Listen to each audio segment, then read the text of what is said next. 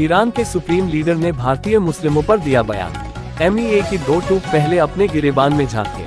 भारत ने ईरान के बयान को बताया अस्वीकार्य। भारत के मुस्लिमों को लेकर सुप्रीम लीडर ने दिया था बयान।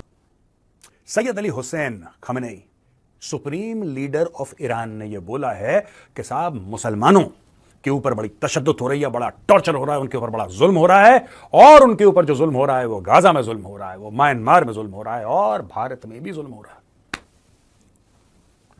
तो यहां का मिनिस्ट्री ऑफ एक्सटर्नल अफेयर्स आप जानते हैं कैसे, उन्होंने वैसे ही एक स्लिंग शॉट मारा, टकैक से यहां से बिल्कुल, और उनको बोला कि सर अपने गरिबान में झांको और दूसरे के ऊपर कमेंट करना बंद करो। खामनाई साहब जो कि ईरान के जो सुप्रीम लीडर हैं, सुप्रीम कमांडर हैं, उनकी सुप्रीम लीडर ऑफ ईरान है, उनकी तरफ से कमेंट्स आए, एक ईमेल ट्वीट आई कि जी जो मुसलमानों के हालात इंडिया, गजा और म्यांमार में ठीक नहीं है, जिस पे इंडिया के जो फॉरेन मिनिस्टर ऑफिस है, मिनिस्ट्री ऑफ एक्सटर्नल अफेयर, उन्होंने कहा कि दीज कमेंट्स आर अनएक्सेप्टेबल।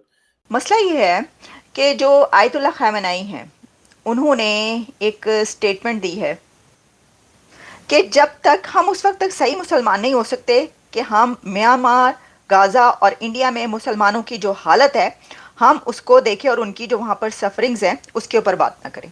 ये वही मुस्लिम उम्मा है जहाँ पर अभी कुछ दिन पहले झड़प हुई है। आपका और पाकिस्तान का क्या मुस्लिम उम्मा का ताल्लुक है? आप जानते हैं कि कितने रफ दोनों के बीच ताल्लुकात हैं, और ये वही मुस्लिम उम्मा है जो एक दूसरे के गले काट रहे हैं।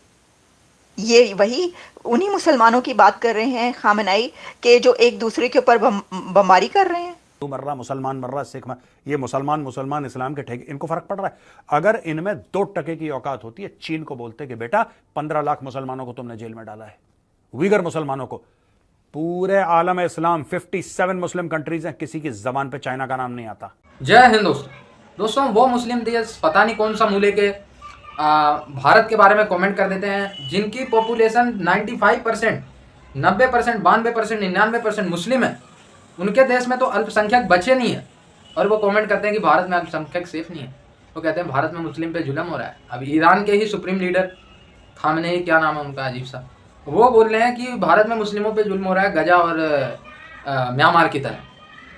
मतलब ये कौन सा चेहरा लेके ऐसी बातें बोलते हैं? अबे तुम्हारे देश में अल्पसंख्यक बचे हैं? एक भी ईसाई बचा, हिंदू बचा, सिख बचा, तुम्हारे देश में बचे हैं? तुमने तो सबको जबरदस्ती कन्वर्ट करके, नहीं माने तो उनको जान से ही खत्म कर दिया, लेकिन तुमने तो मुस्लिम बना दिया।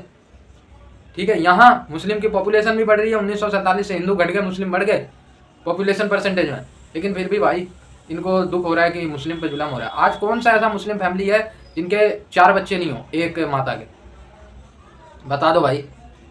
आप अगर औसत निकाल लो तो एक मुस्लिम महिला के 4-5 बच्चे हैं। कौन सा जुल्म हो रहा है? जुल्म होता तो 4-5 बच्चे होते हैं? आप ही बताओ। तो ऐसा नहीं बोलना चाहिए। ईरान जैसे देश जो खुद के खाने पीने की ऐसी तैसी हो रखी है, वो भारत पे कमेंट कर रहे हैं, बताओ। खामनाई साहब जो कि ईरान के जो सुप्रीम लीडर हैं, सुप्रीम कमांडर हैं, उनकी सुप्रीम लीडर ऑफ ईरान है, उनकी तरफ से कमेंट्स आए, एक ईमेल ट्वीट आई कि जी जो मुसलमानों के हालात इंडिया, गजा और म्यांमार में ठीक नहीं है, जिस पे इंडिया के जो फॉरेन मिनिस्टर ऑफिस है, मिनिस्ट्री ऑफ एक्सटर्नल अफेयर, उन्होंने कहा कि these comments are unacceptable from the supreme leader of Iran. आप क्या देखते हैं, ईरान की क्या पोजीशन है? वो इजराइल से साथ जो चल रहा है, मुस्लिम दुनिया में भी जो चल रहा है, इंडिया को जो वो डिस्कस कर रहे हैं, अमूमन supreme leader of Iran India को डिस्कस नहीं करते, इसकी क्या वजह हो सकती है आपकी नज़र में? क्या जो है जो डेवलपमेंट्स हुई हैं मिडल ईस्ट में, उससे वो परेशान है कि उनकी चीज़ें कंट्रोल में नहीं है? इस्माइल हानिया को कत्ल कर दिया गया, इजराइल कंट्रोल में नहीं है, प्रॉक्सीज कंट्रोल में नहीं है, वेस्टर्न पार्ट्स जो हैं वो जो गजा के अंदर जो सिचुएशन बनी है वो उसमें कुछ नहीं कर सके, तो अब उन्होंने एक नई डायरेक्शन इंडिया ली है। आप इस स्टेटमेंट को कैसे देखते हैं? और इंडिया ने तो स्नब कर दिया, हालांकि वो उनकी बड़ी प्रेस्टिजियस पोजीशन है, तो ये उनको कमेंट करना चाहिए था, या कि आप समझते हैं कि वो ऑलरेडी भी उन्होंने कई दफा किए तो होगा, लेकिन इंडिया ने स्ट्रांगली असर्ट किया? इसको कैसे देखेंगे आप? जी, मेरे ख्याल में तो ये तवज्जो हटाने वाली बात है। उन्होंने इस तरह की बात की क्योंकि इस वक्त वो खुद बहुत प्रेशर में है। वो हानिया साहब का जो ईरान के अंदर घुस के जो इजराइल ने अटैक किया, उसके ऊपर वो खुद उनकी पॉपुलैरिटी उनकी स्टेक पर है, अपने ईरान के अंदर उनके खिलाफ से आवाजें उठ रही हैं। इसीलिए अल्टीमेटली, लेकिन उसमें बात यह है कि अगर आप उन्होंने बात की तो चाइना के मुसलमानों की बात करते, बीगर Yes. रोहिंग्या की भी बात करते थे।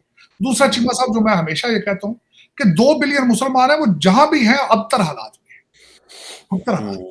ये सिर्फ आप अगर ये ना कि इंडिया के अंदर जी उधर फलाने जगह इस जगह, या जहां मिडिल ईस्ट में देख लें, नो फंडामेंटल राइट्स, कोई हालात नहीं।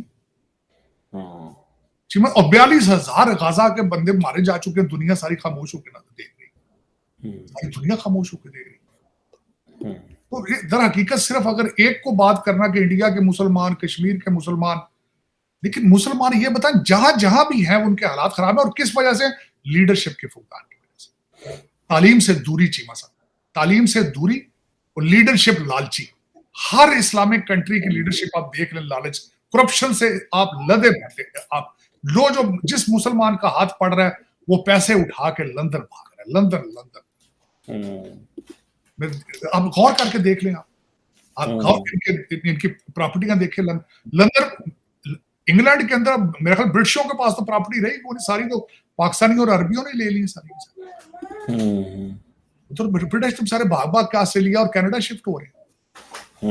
हकीकत चीमा साहब, मुसलमान अपने मुल्कों में हैं तब भी जलीलो ख्वार हैं, जो बाहर है वहां भी जलीलो ख्वार हैं। उसकी वजह यह है कि तालीम से दूरी और एक्सट्रीम जो अपना रेडिकलिज्म, और जहां जाना वहां इंटीग्रेट नहीं करना।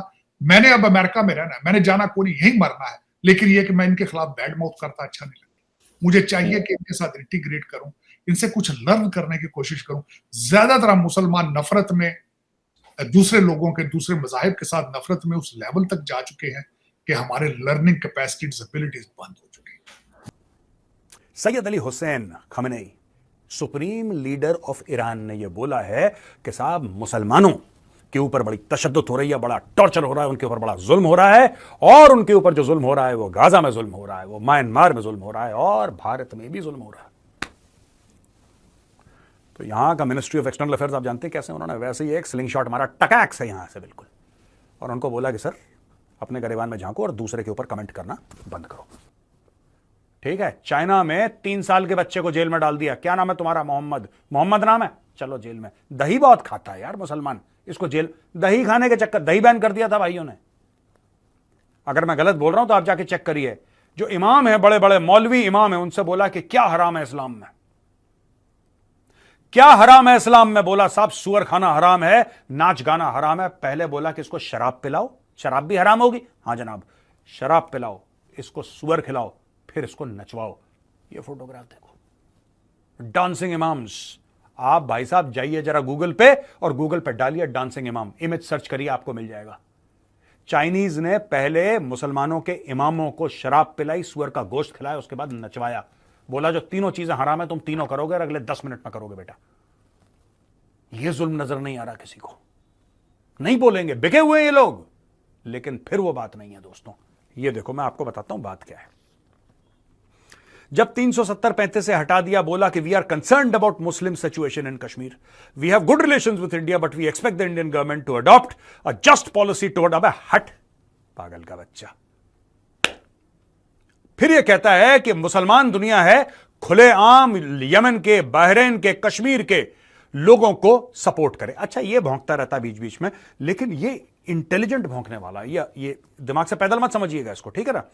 अब इंडियन गवर्नमेंट ने क्या बोला कि we deplore the comments made by the supreme leader of Iran. आप लोग इसको सुप्रीम लीडर कहते क्यों? ये तो पागल मौलाना है ये, और इसकी उम्र भी ऐसी हो गई है, एक पैर, जो नहीं कहते लोग कि एक पैर कबर पे दूसरा केले के छिलके पे, ये किसी भी दिन चल लेगा, मैं आपको बता रहा हूं। अब दोस्तों आप समझो, जियो पॉलिटिक्स समझो आप पहले, ये बोल क्यों रहा है। देखो ऐसा है, ये जो इजराइल और हमास की लड़ाई है, ये कुछ महीने के बाद खत्म हो जाएगी। पहले आप ये बात समझ लो, आप ये बात समझ लो, ये लड़ाई जो है ये खत्म होने वाली है। ये 2 हफ्ता और चल ले, 2 महीना और चल ले, 4 महीना और चल ले, ये खत्म होने वाली है। और ये बात ईरान को भी पता है, और ईरान ने ही पिन करा था 7 अक्टूबर को पिछले साल इजराइल को, तब जाके युद्ध शुरू हुआ था। ये ईरान का करना धरना, ये आपको पता है, मुझसे बेहतर, you know better than me, ठीक है जी। अब सुनिए, ये बुढ़ऊ जो है इस वक्त क्यों बकवास कर रहा है? ये इसलिए बकवास कर रहा है, 2 चीजें हैं। पहली चीज मैं आपको एक्सटर्नल बताता हूं, फिर मैं आपको ईरान की इंटरनल पॉलिटिक्स बताता हूं। राइट? एक्सटर्नल पॉलिटिक्स ये है कि जो पानी है वो उबलता रहना चाहिए।